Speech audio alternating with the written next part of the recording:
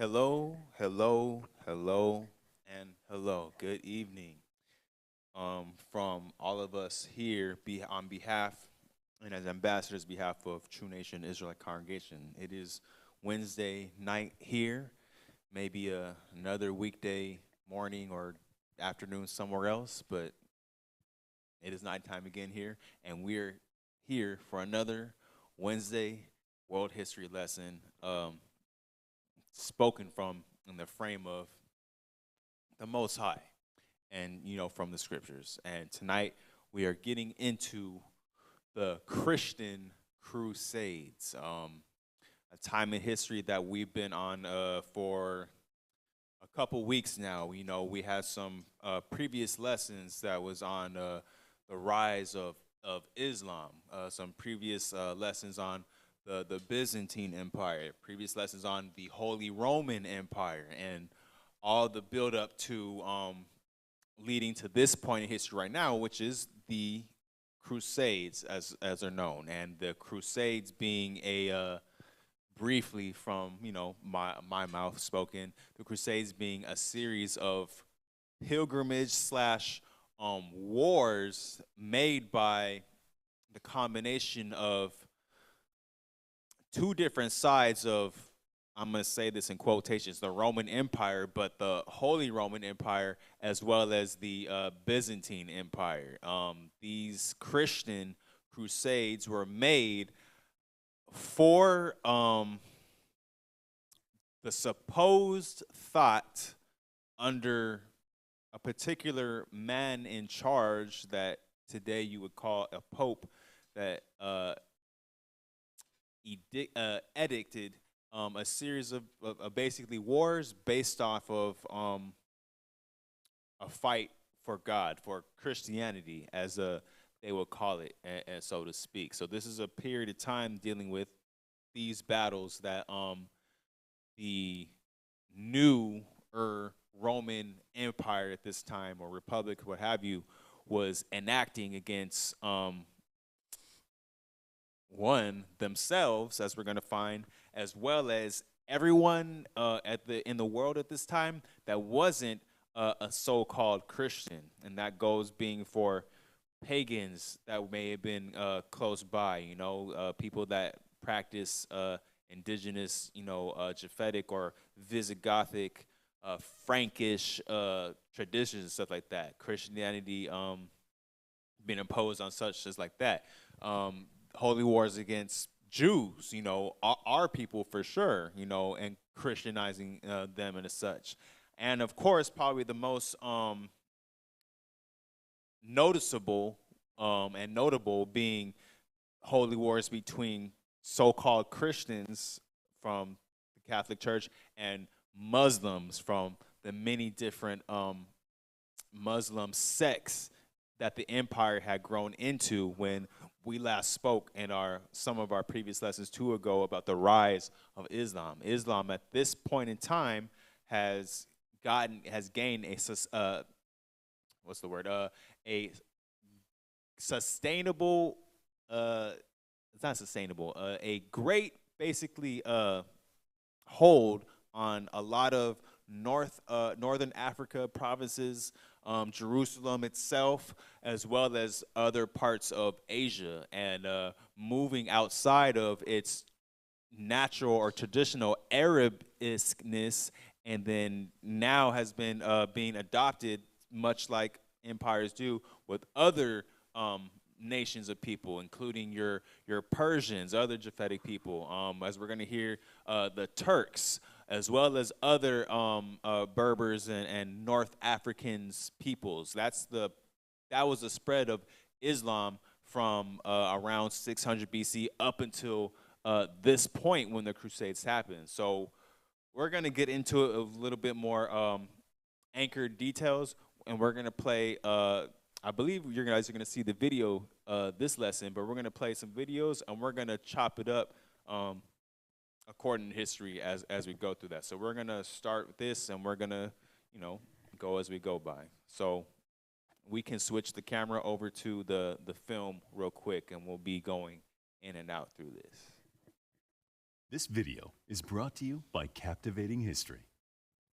The Crusades were a series of wars fought in the Middle Ages, which initially began as an attempt to retake the hallowed city of Jerusalem for Christianity. For the many soldiers and knights who participated in these conflicts, the Crusades were a form of holy war that could guarantee a fighter's place in heaven. So we're going to get to that explanation why they believe that essentially the main reason was doing these wars for these people and these empires. They believed that this act themselves would get them into heaven. And we can bring out the nature of where that lie basically comes from, because you got to understand too that it's been a couple hundred years up until this point. By now, it's the 11th century. So Christianity has become an official state religion within all of Rome, being the Holy Roman Empire on the east, and the Western Roman Empire on the west, which is the Byzantine. Christianity has become a state religion for over let's see, from 300 BC, 300, 400, 500, 600, 700, 800, 900, 1000, 1100. It's been over 700, 800 years since Christianity has been an official religion of the former Roman Empire into its new breed that it is. So with that being said, you got to understand that a lot of its origins, as far as being a branch that Jews would not necessarily convert into, but would evolve into, became something adopted by many peoples as it became a state religion of an empire that Israel, or the Jews, didn't necessarily support, in a spiritual sense. But we were just there because we were there. So it served its purpose for its outreach, but it became something that we even see today as far as Christianity. But we're gonna still get into this. So this is again around the 11th century AD, after Christ had already been dead for about 1100 years. Despite their zeal, the Western Crusaders would have very few successes after the First Crusade, and the Crusader kingdoms established in the Middle East would be very short-lived. The First Crusade was called for in the 11th century in response to a shakeup of politics in the Middle East. Jerusalem had fallen to the armies of Islam long ago in the 7th century. Still, Christian pilgrims had continued to visit the Holy City until the Seljuk Turks' armies changed the Levant's balance of power. So you got to understand, during this time and a little bit before, probably about 300 or 400 years before the 11th century, Jerusalem had already been compromised or pretty much really ran by Islamic forces, or the Islamic kingdom, in a sense, empire.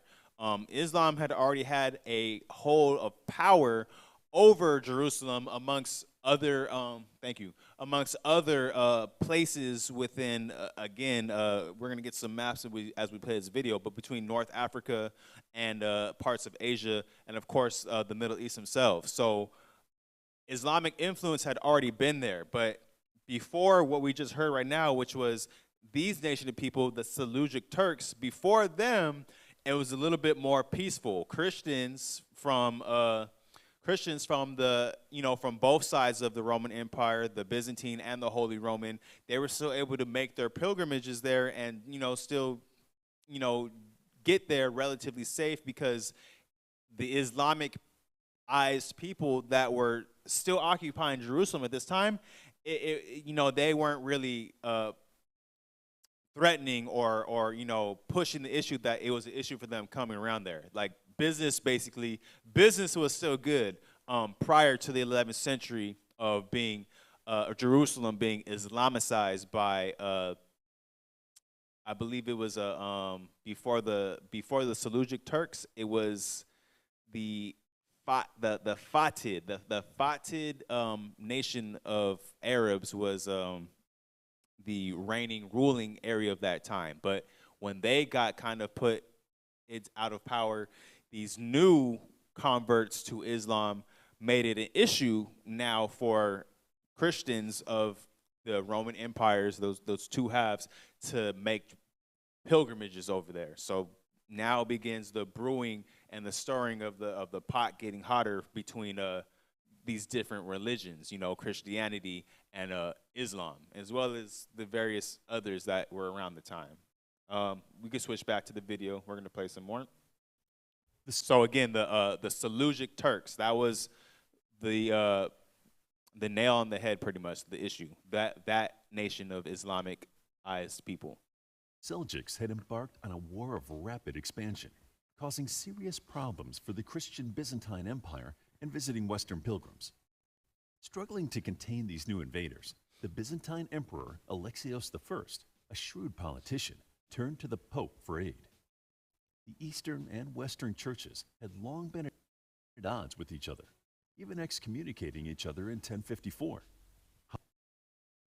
We got to add. Okay, well, let me speak something. So you can easily train yourself to listen faster. What we read right now, however, when the Byzantine, which we kind of talked about in the former lesson, even before this, there was issues. Even though it was essentially all Rome, one was a more Latinized Rome dealing with the East, the Holy Roman Empire, and one was a more Greekish Rome dealing with the Byzantines in the the Byzantines in the East and the Holy Roman Empire Latins in the West. That was both a cultural divide as well as a religious divide between how they were getting down with their religious politics, and who they claimed as bishops and archbishops and such like that. So the churches between the two halves already were kind of having issues up to the point, again, they were excommunicating each other. So you can already see the issues with that. If y'all both excommunicating each other, then it's a definite split. No one has any sort of rights of being right at that point. But you got to understand too, a lot of these people in these positions weren't necessarily always Israel, making these decisions, with these doctrines and such like that. So that was what's happening between the two halves of New Rome, I guess we want to say. Switch back to the video. We'll play the audio again. Emperor asked for help. The Pope agreed, as it seemed like an excellent opportunity to repair relations between the two churches and open up Jerusalem to pilgrims once again. So they're seeking to come back together under one cause. By Pope Urban II, which took place outside the Cathedral of... So this is an important name to know. Pope Urban II, the man who came up with the doctrine to begin these holy wars. Now, again, remember, the Most High will use whoever he wants of another nation to enact his will. But just one of the things that you just got to understand is the way the official record of how he went about doing it. You could, if you know your scriptures, it's not. There's nothing Hebrew Israelite about what he says in order to incite these wars, period. But again, all these things are in the will of the Most High. But we'll break it down so we can understand this wasn't necessarily something as Jews we maybe would be, or true Christians, we would want to get ourselves involved in. But let's continue. Clermont in 1095 is now one of the most famous events in Western history. Precisely what the Pope might have said to spark the Crusades is still disputed, but the effect was electric. According to one account, the Pope's speech moved the crowd, and he told his waiting congregation that those who fought to defend the Eastern Christians and restore Jerusalem to Christian lands would be absolved of their sins. So that was the hook, line, and sinker. The Pope, which was for the common people, converts, non-Israelites, Israelites possibly even too, at that time, his word saying, if you go and fight this war and retake over Jerusalem, which, again, remember, it wasn't an issue when it was Islamicized a couple hundred years ago, but now all of a sudden, if you go and fight this war, all of your sins, from the mouth of the Pope, all of your sins will be absolved, and thus allowing you if you die in the process or live after, you're going to have an automatic ticket into heaven. Thus saith Pope Urban II in the 11th century at this time. Sound a little funny and a little fishy? We'll get into it. We could play the video back again still. In a profoundly religious era, the idea of holy war had strong mass appeal. Holy war. By the spring of 1096, groups of soldiers and noblemen from across Western Europe had gathered together to march towards their rendezvous in Constantinople. So, folks, many folks, noble folks, poor folks, even if you get into the details of it, kid folks, all bought into it, and now what they're doing to prepare, they're marching over from the west to the east to Constantinople, because Constantinople was the capital of the Byzantine Empire, and the capital of the Holy Roman Empire was, of course, Rome itself in the Italian peninsula. So people from all provinces on the east are now marching over to the west into the Byzantine to, which they had been estranged from, to prepare for these holy wars where they believed that all of their sins would be absolved because you're involved in this war. I don't read that anywhere in scriptures. These pilgrims sewed fabric crosses onto their clothing, signifying they had agreed to take the cross and were resolved to fight for Christendom.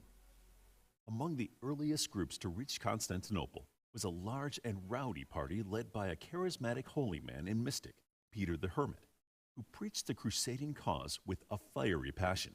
So basically, in a sense, sort of like a like person under the Pope, a man almost like John the Baptist, but nowhere near this man, because he's convincing more of the people that the Pope didn't necessarily have control over. This man named Peter the Hermit, also convincing peoples, poor peoples, to go and to do this holy war for the sole sake of your sins will be absolved, and we're defending Christianity from Islam. We're defending it against these foreign people that we have no business relations, or solid and good business relationships with, and is a foreign, a foreign teaching according to us. So we're going against them.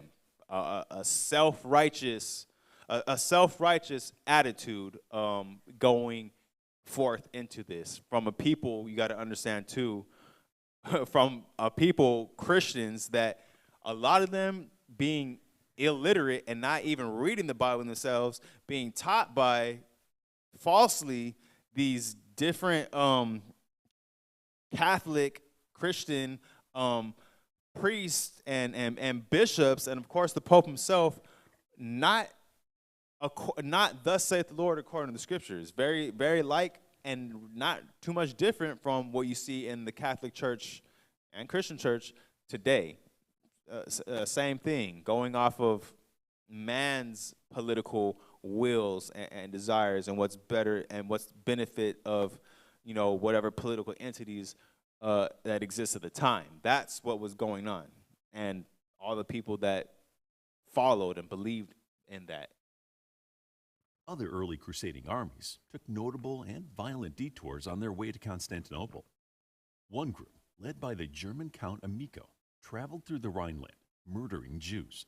So we hear that along the way, which was the idea holy war against the Islam, even along the way, these Christians or Catholic Christians were still enacting holy war against everyone, which I mentioned before, everyone that they seemed pretty much that wasn't Christian. Because you got to understand too, Christianity in its natural sense as a transition from the Old Testament laws and Judaism to, believing in Christ as that sacrifice, you still had a lot of our people as practicing Jews doing their, practicing Jewish things that hadn't necessarily converted to the true belief of Christianity yet. But these false Christians are also now killing our people, Jews, because of what they practice along the way. So this is part of what you're getting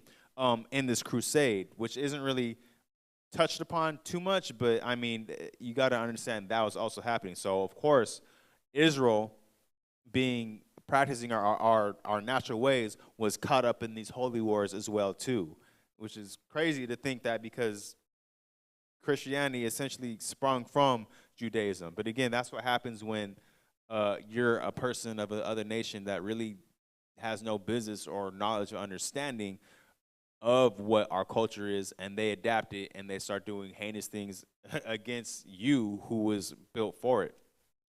We can definitely get into that later in the lesson with some precepts, hopefully. The horror of local bishops who tried to protect them. Many of these crusaders also caused a great deal of trouble while passing through Christian Hungary and the Byzantine hinterlands. Those not killed by the furious Hungarians on their way through the Balkans participated in what is known as the People's Crusade, Just a savage. crusade that took place before the more organized crusading armies arrived. The People's Crusade proved to be a horrifying failure, as this disorganized and reckless mob was quickly slaughtered by the Seljuk Turks once they crossed over enemy lines and began raiding the countryside. By 1097, the Crusader forces' main armies had arrived in Constantinople, where the Byzantine emperor gave them money and support. In theory. So in a sense, in an essential sense, just so you know, you got to know, remember, the Byzantine Empire at this point in time was prospering and thriving a whole way lot better than on the east, when Rome itself was the one that went through the so-called Dark Ages. That's really where the Dark Ages was happening, was in Europe, or the Holy Roman Empire, you know, or the build-up to the Holy Roman Empire.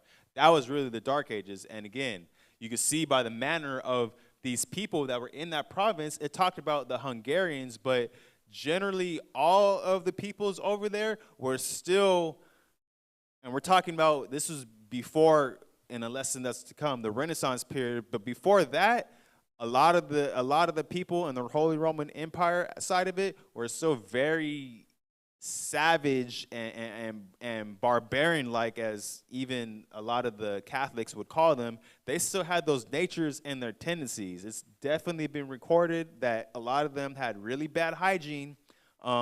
These people that came in and basically sacked the original Rome and occupied and converted to Christianity, and then you know, made all their different kingdoms and stuff like that. They were still very basic, you know, they're still very basic people, and they did very basic savage things like killing and murdering anything in the name of Christianity along the way before they got to do what they were called to do from the Pope. So that's the Eastern Roman Empire, excuse me, the Western Roman Empire that we're dealing with right now. When the Crusaders regained lost Byzantine lands, they were supposed to give them back again to the Eastern Christians, although this later turned out to be wishful thinking.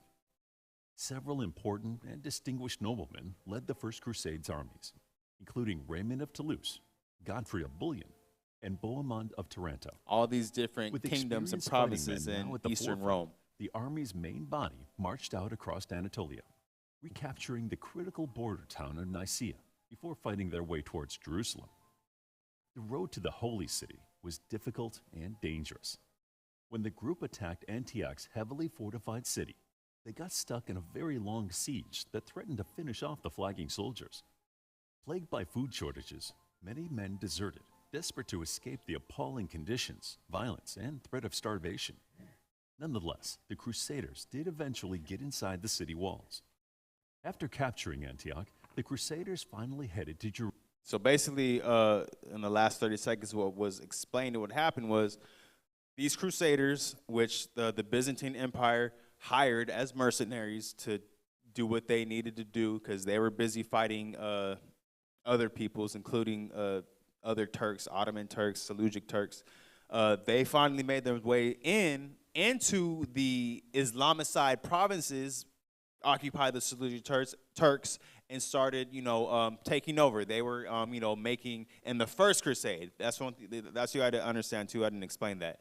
There were many crusades, and we're going to probably talk about a few of the major ones, but in the First Crusade, there was pretty much for the Christian empire nation, you know, there was success, but little more after that, things got kind of shaky. So right now they're explaining just, military campaigns. Antioch was taken, and now their next step, if you know anything, about geography and maps, Antioch is a little bit before and on the way to getting to Jerusalem, on the travel. And this is all within the Levant, the Fertile Crescent area, and in the Middle East. This is the area we're dealing with. So all the way from Western Rome, traveled to basically getting to Canaan, if you know your geography like that. Jerusalem, which was now in the Muslim Fatimids' possession. Fatimids. Helped by well-timed reinforcements in the form of supplies and materials for siege engines. Introducing Remarkable 2, the paper So tablet. the Fatimids was the Islamic-sized people that had control of Jerusalem, even though the area in general was being taken over by the Seleucid Turks, the ones that caused the issue to want to start a crusade for under the Pope and the Byzantine Empire. Of 1099. The victorious soldiers went into a frenzy, murdering men, First women, Crusade. and children without mercy. The unlikely success of the First Crusade appeared miraculous to Western Christians, who saw it as an act of God. An act of God that they were able to do, all that they did. The Crusaders would continue their martial activity after capturing Jerusalem, creating the Crusader states of Outremer, which would gradually. So I don't know if you guys can. I hope you guys can see where you're looking right here. But this is the area, pretty much that was of importance for the Christians of Eastern and Western Rome to reoccupy. Now they had control over the most important part, Jerusalem. So they occupied that. And think about occupied, no different than when America went to war with Iraq and Afghanistan. It was the same thing. America occupied those countries and those states, which means they stayed over there as vassals. Same difference that's happening right here, and we see in these different provinces where going on. Expand to include Tripoli, Edessa, and Antioch. These new Western kingdoms were in a precarious position, surrounded by a Muslim majority. The rulers of Outremer quickly forged new alliances in the Muslim world to ensure their survival. By 1144, the exposed kingdom of Edessa had been lost to the Seljuk Turks. Alarmed, the new Pope, Eugene III, called on Western knights once again to protect the fledgling states in the Holy Land. The German king. So we see it's a period. What's going on? The Crusades. There was basically there were 9 Crusades, give or take, in total that happened, with a few important ones that happened, in between, being the first one, which we kind of led into and explained, and then another. Thank you. And then another later one, which is going to be called the Fourth Crusade. That was another major notable crusade, when you go through the annals of time and history and such like that. But there was about 9 in total that dealt with going to, of course, Jerusalem, occupying it, having to reoccupy it, and then some other parts that Islamic nations were occupying as well too. So a total of 9 crusades accounted for. But we're gonna, in this video, and what we're gonna do is pretty much talk about a little more in depth the major ones, being the next one being the Fourth Crusade. But there are some more mentions of the other ones. Conrad III and King Louis VII of France immediately agreed to rescue the lost Crusader state, arriving in Constantinople in 1147. Despite the new army's huge numbers, the short-lived Second Crusade was an abject failure. Nur ad-Din, one of the greatest Muslim leaders of the age, deliberately destroyed the city of Edessa, making its recapture. Soon launched an attack on Damascus instead, but Nur ad-Din came to their aid, dealing the Crusader army a crushing blow. The now directionless Second Crusade was dissolved by 1148, as both kings gave up the fight. Nur ad-Din would continue his expansion program in the Middle East, taking control of Egypt and installing one of his best men in Cairo, the talented Kurdish general Saladin. So the Saladin occupation would take got over after under-occupied Nuruddin's death, and reoccupied proving to back be by Islam. even more successful than his predecessor. Saladin would soon set his sights on the Crusader states after becoming Sultan of both Egypt and Syria. The king of Jerusalem at this time, Guy de Lusignan, would ride out to meet Saladin, but he ultimately suffered one of the most brutal defeats of the Crusades at the Horns of Hattin. Saladin would lure Guy away from a secure position near a local spring, forcing him on a long march through the arid territory. The Muslim army then camped between. So get into the details of, the battles of the history. I just want to bring you guys to more something up to date that you might understand. These crusades that have been happening and the Islamic influence and control over Jerusalem and the Middle East and such like that. Remember, we're in the 21st century today. This is really, honestly, they don't call it a holy war today because supposedly everything that Europeans do nowadays is secularized. But these wars have been happening since way back then. What is this, the 11th century? Even to this day. Again, as far as, my age is concerned, I was born into, when we went into, in 2001, the attack on 9/11, or that, the farce of it, and America going into, what was it? It wasn't Afghanistan. It was Iraq. America going into Iraq. All that territory and area is still essentially America, so-called being a Christian nation, supposedly still. It's the same thing, except for it's with Europe now. So this war, this holy war, and really this nation war between Islamic Arabs and the other nations that converted to them, it's been going on, and it really hasn't stopped. And even when we see so-called the state of Israel today occupying the Gaza Strip, and doing all the stuff that they're doing to Palestinians. Remember, the state of Israel is white people, or white people, Edom, and then maybe some other nations mixed with them, not the real Israelites and not the real Jews. And they come from and so are supported by Christian empires and nations like America and aspects of the European Union. So it's really it's the same thing. Colonize, no different than the Christian Crusades colonizing it, is the same thing that's colonized today with the state of Israel. And we see history repeating itself and playing out still until, Christ comes back and does what he needs to do. But just give you some modern day parallels so you can understand some of the details that is going into these crusades, which is definitely not all of it. These are just basic summaries, so bear with the Franks and the next available water source, distressing the Crusaders who were by now dying of thirst. The dying soldiers had no choice but to engage Saladin of Hattin, but in a weakened state, they were promptly defeated. King Guy was imprisoned and released, but the Templar raiders who accompanied him and who had been a constant nuisance to local Muslims were beheaded. With the king and his army defeated, Saladin took Jerusalem easily in 1187, rocking Western Christendom. The Third Crusade was soon called in response to the significant loss, and it is particularly famous because of the larger-than-life characters who participated in it. Saladin, in particular, would come to be greatly admired in the West due to his merciful and chivalrous conduct during the conflict.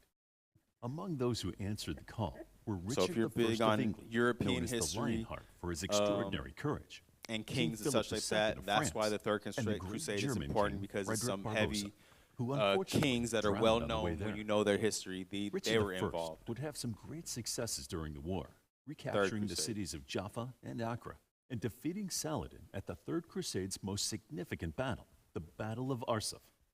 Despite his victories, Richard's army was soon depleted, and he was inevitably forced to return to Europe to protect his interests at home. The Third Crusade's armies never managed to siege Jerusalem, and the conflict ended in a truce, with Richard leaving the Holy Land in 1192. A truce. Saladin died just a year later, in 1193.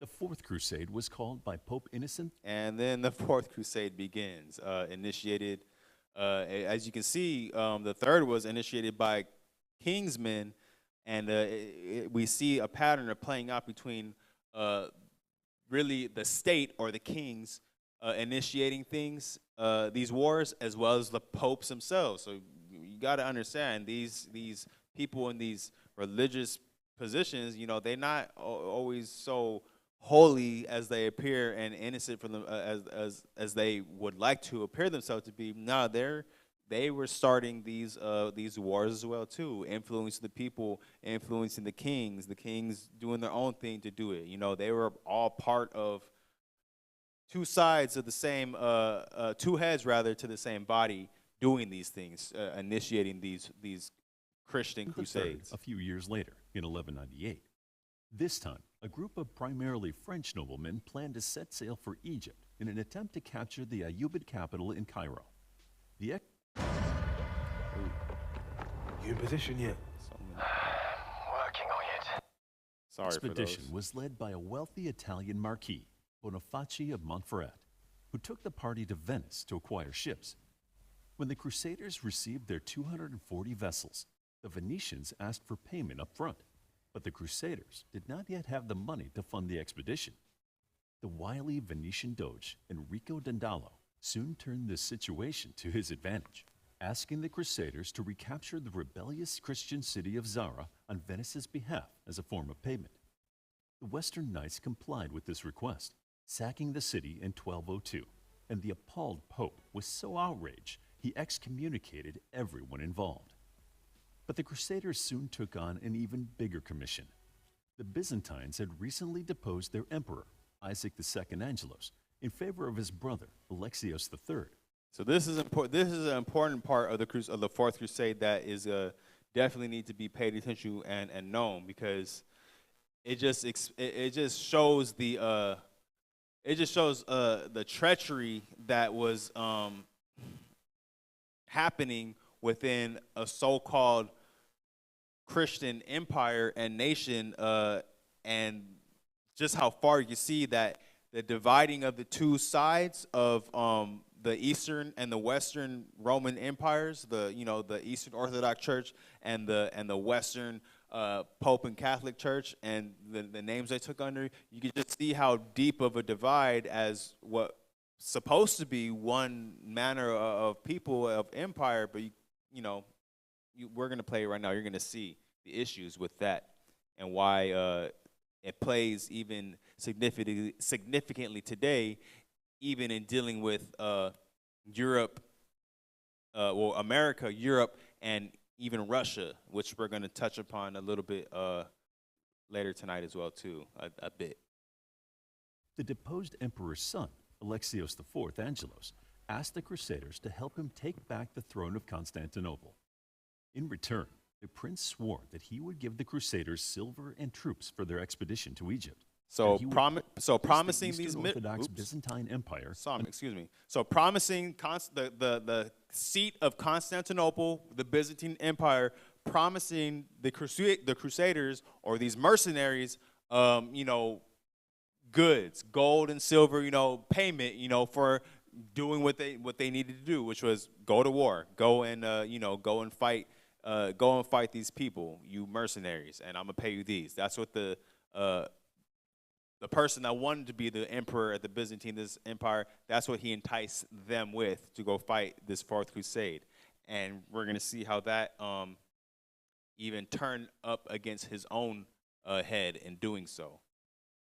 Under the jurisdiction of the Catholic Pope, although some Crusaders were reluctant to attack yet another Christian city, the main body of the army agreed. Constantinople was a tough nut to crack, surrounded by high walls and water on three sides. But the Crusaders attacked the city from both land and sea. After breaking the great chain that normally prevented ships from entering Constantinople's harbor, the Crusaders breached the walls and captured the city. So what happened was a person that wanted to be emperor of Constantinople is the one that hired the Crusader mercenaries to sack or destroy Constantinople, so that he could be in power. So this is, again, inner civil war conflict beginning and happening within the Western Empire, excuse me, the Eastern Empire, man, I always get the math messed up. The Eastern Empire, fueled by and armied by the Western Empire. Although the Crusaders were supposed to retire peacefully and head to Egypt, when they did not immediately get paid for their efforts due to a popular uprising, they sacked Constantinople instead. Constantinople and large parts of Greece fell into the Latin Christians' hands, breaking up the once mighty Byzantine Empire and leaving it in ruins. So this is the beginning, because of what the Holy Roman Empire did to the Byzantines.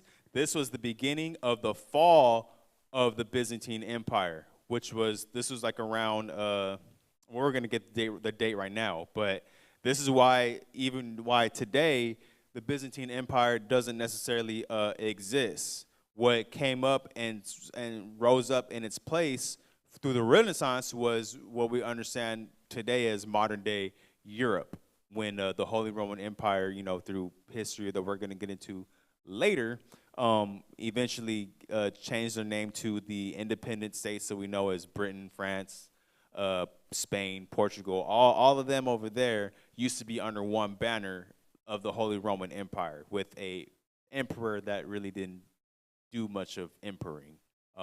Today they call it they have a European Union though, so I guess in a sense they're still connected. But yeah, Europe as we know it today was formed based off of what happened right here when they sacked and basically led to the destruction of the former Byzantine Empire, was through the Fourth Crusade. That's when that happened. So that's an important fact to know, and we're gonna bring that back with some scriptures. Treasures from ancient Greece and Rome, which had long been on display in the city, were pilfered and transported across Europe. And many Western Christians saw the attack as a shameful event that had been fueled by greed. After the disgraceful events of the Fourth Crusade, the mania for crusading declined significantly in Europe. The Crusades that followed the Fourth Crusade are not very well known and generally regarded as an expensive waste of time. The Fifth Crusade was fought mainly by Hungarian and Austrian soldiers who marched on Egypt, attacking cities along the Nile to seize Cairo. Early in the war, the Crusaders were offered Jerusalem by the Ayyubid leader Al-Kamil in exchange for peace.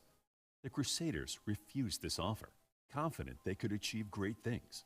But after a modest victory at the city of Damietta, they were easily defeated. The Sixth Crusade, which occurred a few years later, was led by the Holy Roman Emperor Frederick II, who had recently married the heiress of Jerusalem, Isabella II. This crusade was won with no fighting, as once again, Al-Kamil offered the Crusaders the city of Jerusalem in exchange for peace. A delighted Frederick II accepted the offer and was crowned the king in the city in 1229 before heading home to Germany. Frederick's diplomatic success was short-lived, however, and by 1244, Jerusalem was back in Muslim hands. This led to the launch of the Seventh and Eighth Crusades, known as the Crusades of Louis IX, King of France. These conflicts achieved absolutely nothing, but the fanatically religious Louis was very devoted to the cause.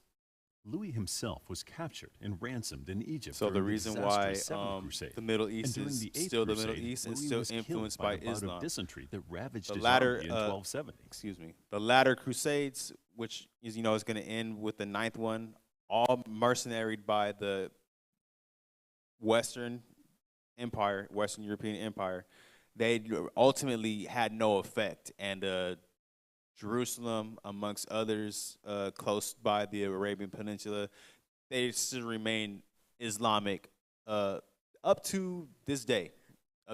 So really the Crusades didn't do, as far as territory-wise, it didn't do much, but as far as financing and as far as propelling the Western European Empire, the Holy Roman Empire, into its renaissance, that's pretty much leading up to the next lesson. That's pretty much what the Crusades fueled. They, in America, there's, there's a saying, it's not a saying, it's the truth, that war pretty much fuels America and has fueled America since World War I, World War II, the coming World War. That's not going to be very long, but that's always fueled even America in itself. This is no different as far as getting Europe to what it is today was through these crusades. War has always been profitable. I mean, really, honestly, for anybody that did it, but you know, Esau being Esau in the mix, it's super profitable for him because that's what he's just good at, you know, and he's going to reap the benefits as such.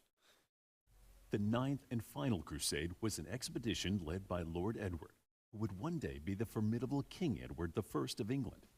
Edward headed to the Holy Land in 1271, intent on following the now-dead King Louis. But his expedition lasted less than a year, as he was forced to return home to deal with more pressing matters in England. As Western Europe's enthusiasm for crusading gradually dwindled, the remaining states of Outremer were slowly picked off one by one.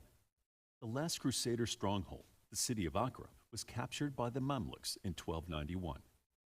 It had ultimately proved to be too difficult and too costly for the Crusaders to hold cities in the Levant, surrounded by hostile empires.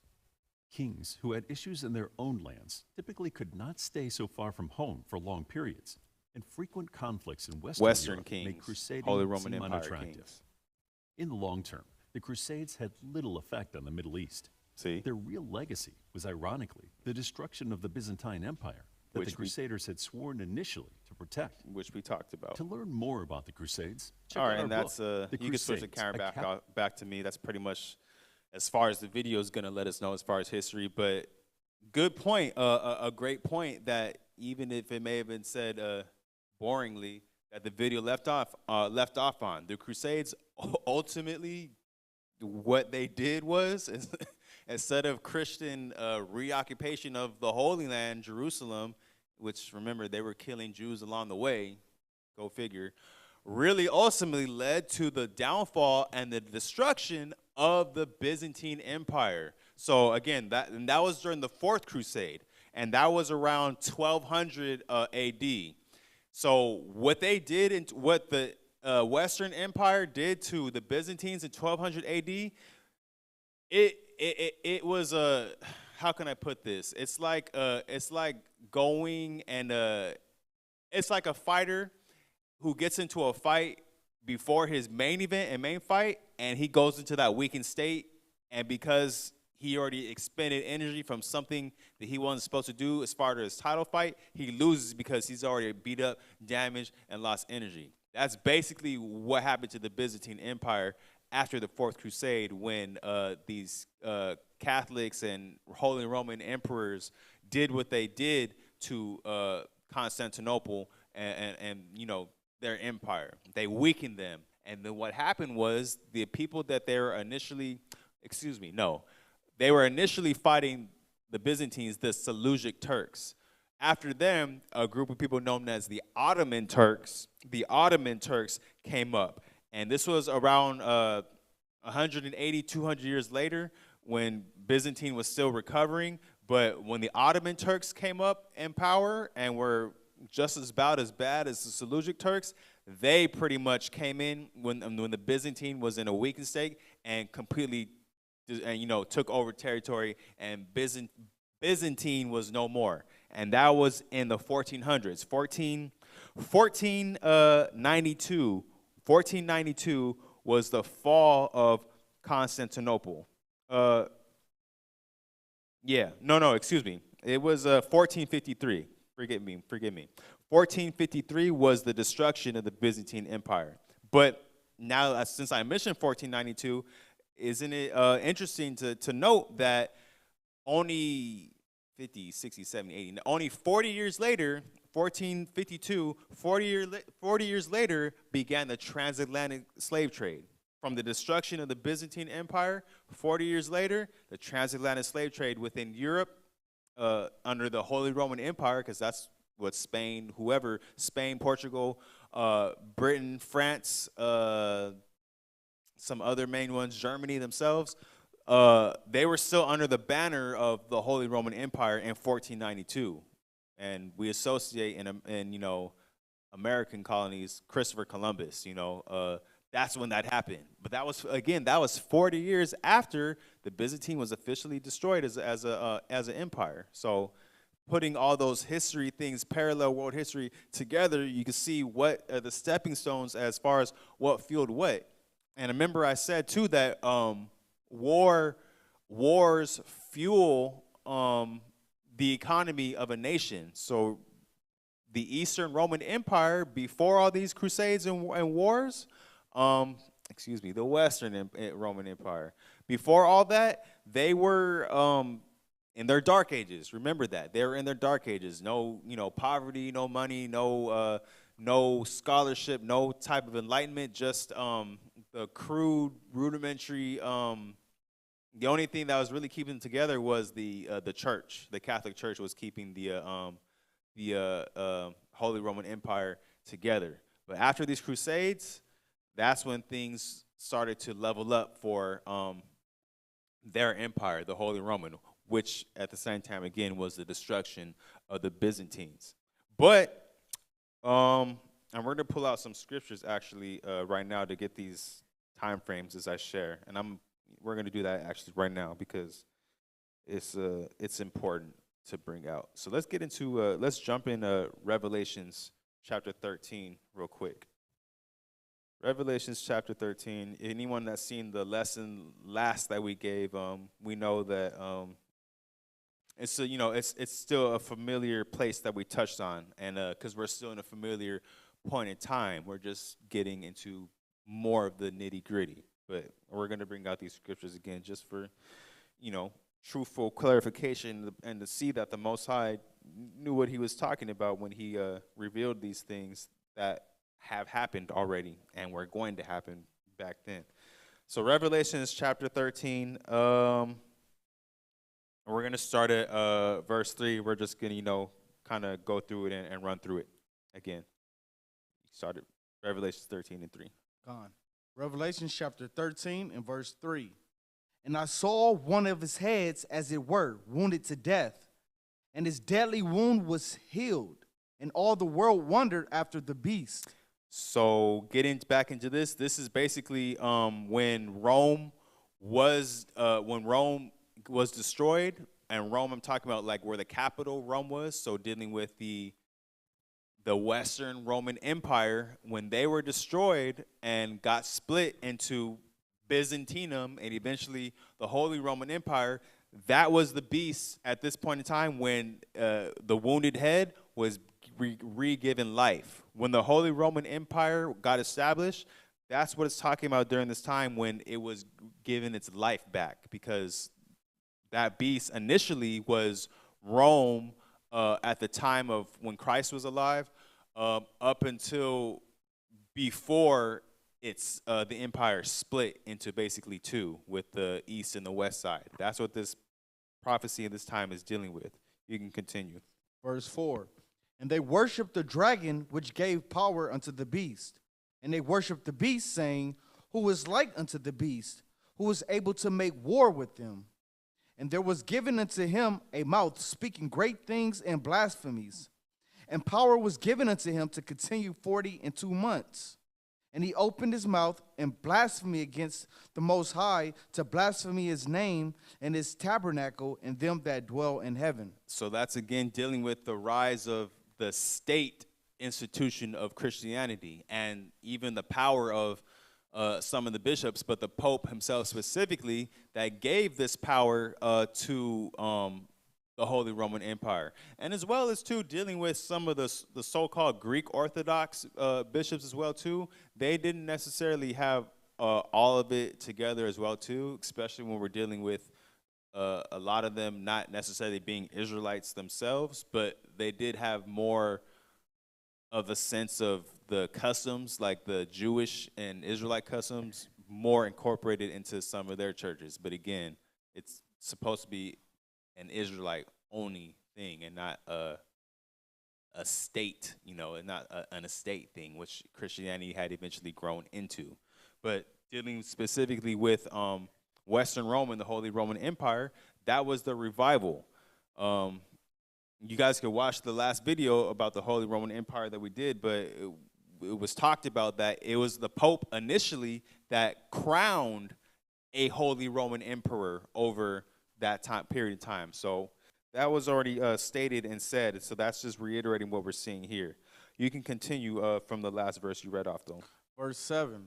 And it was given unto him to make war with the saints and to overcome them. And power was given him over all kindreds and tongues and nations. So that's, again, that Christian empire converting all the peoples, you know, the different Japhetic peoples, Visigoths, Goths, of course, the Jews that were there, Israelites, to this form and this type of, you know, Christianity, this politicized Christianity under that empire. And we already mentioned, too, that part of that process in the Crusades was if you weren't converting to Christianity, you were getting off. You and, you know, Islamic Muslims and such, and whoever else. That was the authority that this state political Christianity had back then, and even, you know, today.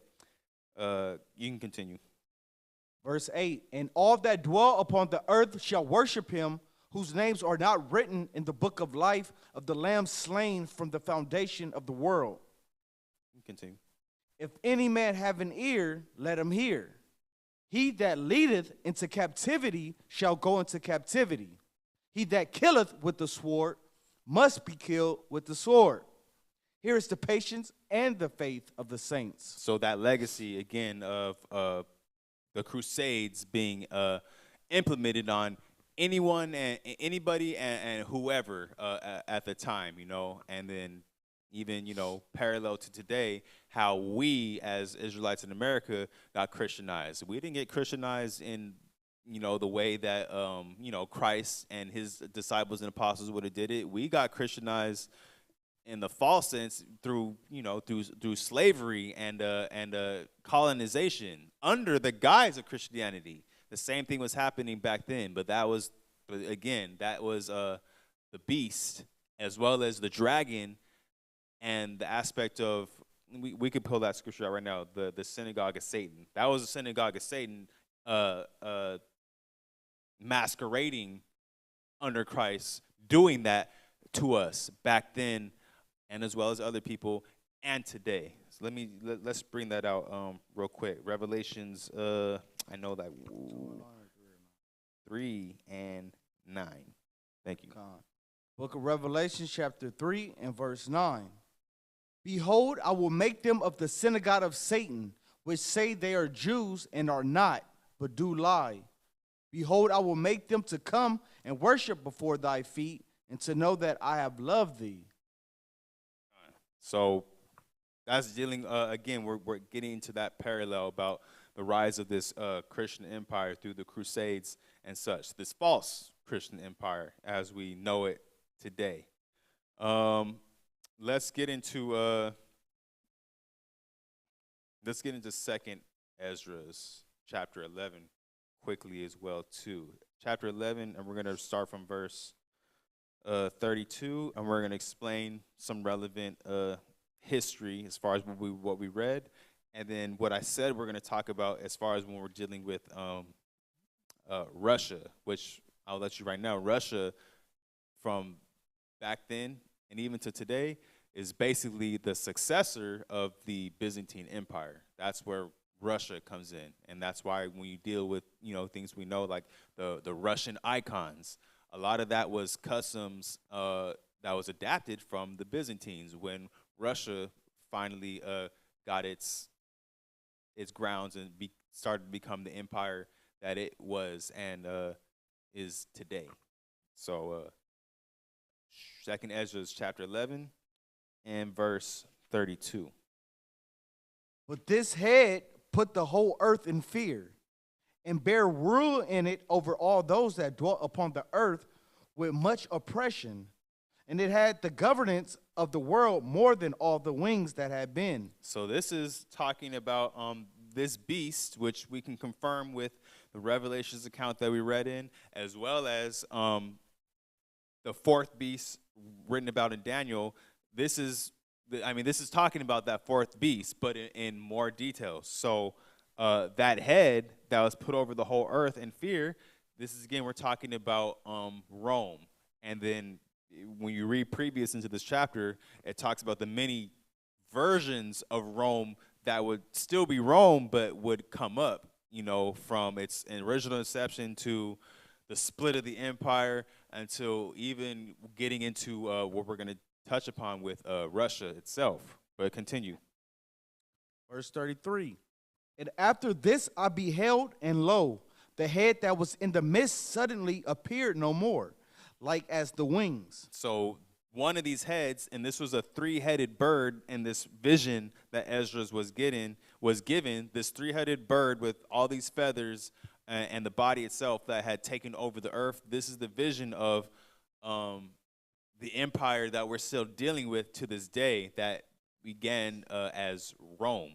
And it said that one of the heads of the mist, it said it was no more. And that's dealing with the first initial collapse of the Roman Empire. When then what was left, because it said originally the bird had 3 heads, now what's left is 2 heads, what we're going to get into, and those 2 heads are both the east and the western sides of what Rome would become after its initial fall when it got Christianized as a state religion. Continue. But there remained the 2 heads, which also in like sort ruled upon the earth, and over those that dwelt therein. And I behold, and lo, the head upon the right side devoured it that was upon the left side. So that sounds like civil war if you got something in the same body devouring, eating itself. And we did read, too, that it was the Western Roman Empire that initially did the more damage and the wound against the Byzantines. So that infighting within the same within that same kingdom and that same bird, we see that being written about symbolically through prophecy. Continue. Then I heard a voice which said unto me, Look before thee, and consider the thing that thou seest. And I beheld, and lo, as it were a roaring lion chased out of the wood. And I saw that he sent out a man's voice unto the eagle and said, we can actually, for the sake of getting here, because that's getting more in the future as prophecy goes on. We're not necessarily there yet. But we're going to get into 2nd Ezra 12, 26 through 29, because even 2nd Ezra himself goes into a little bit more in-depth clarification of this vision that Ezra initially had got. So 12 and 26. Verse 26, and whereas thou sawest that great head appeared no more, it signifieth that one of them shall die upon his bed, and yet with pain. For the 2 that remain shall be slain with the sword. For the sword of the one shall devour the other, but at the last shall he fall through the sword himself. And whereas thou sawest 2 feathers under the wings passing over the head that is on the right side, it signifieth that these are they whom the highest hath kept unto their end.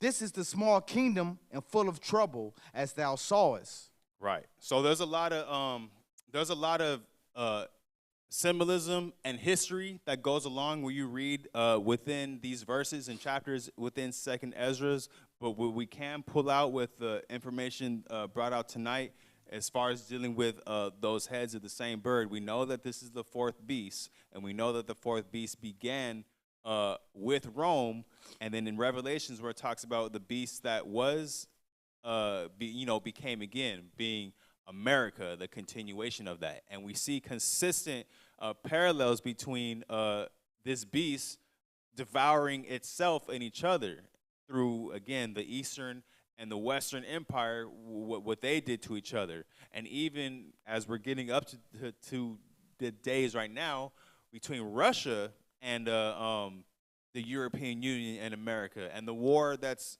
breaking out and erupting between them, all of this is within these same time frames of what's happening. And I'm not going to lie to you and give you, tell you what is exactly, like what symbolism is what exact moment of time, because the understanding is still coming to me, but I can see a little bit enough that this beast and these heads are dealing with the time period that we're dealing with from the 11th century to today right now onwards. So that was the tidbit that I wanted to mention too about just dealing with Russia in general. And I kind of already explained it pretty decently, but basically Russia is the legacy of the fallen Byzantine Empire. And we know that, again, the Byzantines and the Holy Roman Empire were already at odds with each other, so it only makes sense that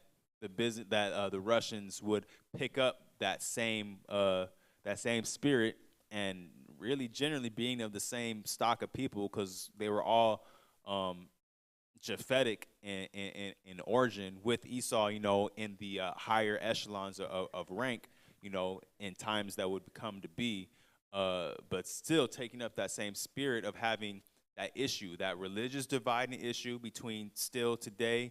Russia still practices Orthodox Christianity, Greek Orthodox Christianity, and Europe still practices that Catholicism, the differences in doctrines there, and the differences between political motives between those two sides still exists, even within, again, the fall of the Byzantine, the dismantling, which we didn't talk about, but the dismantling of the Holy Roman Empire into what it is today, which is basically the European Union.